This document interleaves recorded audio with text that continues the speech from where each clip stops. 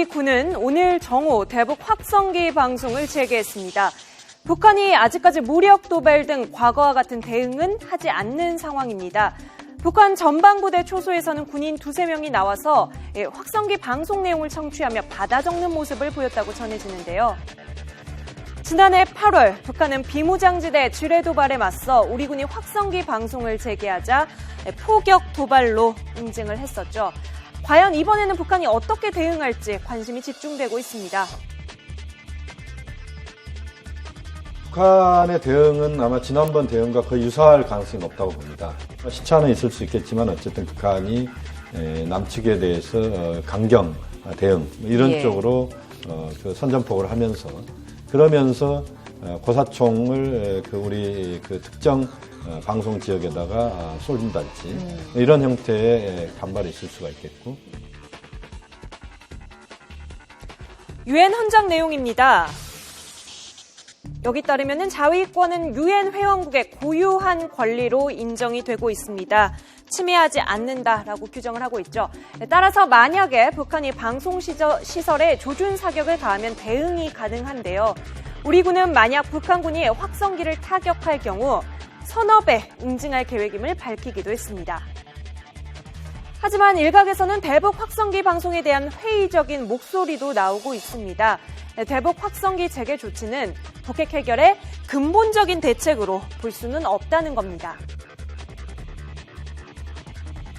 북한을 효과적으로 제재하기 위해서는 가장 중요한 것이 북한이 이제 핵 개발이나 이제 무력 도발에 나설 수 있는 그런 비용을 재는 그런 돈줄을 재는 것이 이제 가장 효과적인데 따라서 이제 북한을 직접적으로 제재하는 것에서 나아가서 북한과 거래하는 제3국의 금융기관들까지 제재하는 이른바 세컨더리 보이콧, 그러니까 제2차 보이콧이라고 할 수 있는데 거기에 대한 이제 강력한 지금 논의가 제기가 되고 있죠. 또 한 가지 주목해봐야 할 대목은 바로 김정은 주변의 뉴페이스, 새로운 얼굴들입니다. 작년 12월 북한의 대표적인 온건파인 김양건 노동당 비서가 사망하면서 맹목적인 충성파로 분류되는 젊은 실세들이 힘을 받고 있다는 분석이 나오고 있는데요.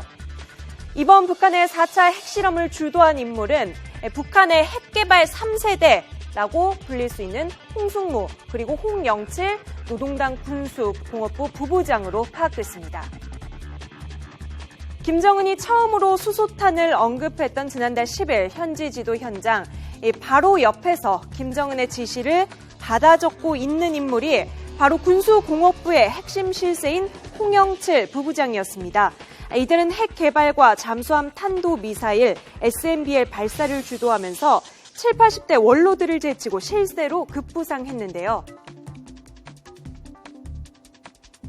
그래서 한 가지 주목할 것은 이제 군수공업부라는 이런 명칭이 이제 6년 만에 등장했다는 겁니다. 김정일이 이제 4차 핵실험을 승인하는 그 편지에 보면은 그 군수공업부가 수소탄 시험 준비가 끝났음을 보고드립니다. 라고 되어 있는데 이 군수공업부라는 것은 예전에 있다가 북한이 어떤 국제사회에 이제 북한의 핵개발에 대한 그런 제재를 좀 피하기 위해서 기계의 공업부라는 이름으로 변경을 했습니다. 근데 다시 이 군수공업부라는 명칭을 북한이 당당하게 드러냈다는 것은 어떤 국제사회의 압박에도 불구하고 우리가 핵개발을 계속하겠다 그런 의지를 좀 보여줬다라고도 해석을 할 수가 있겠습니다.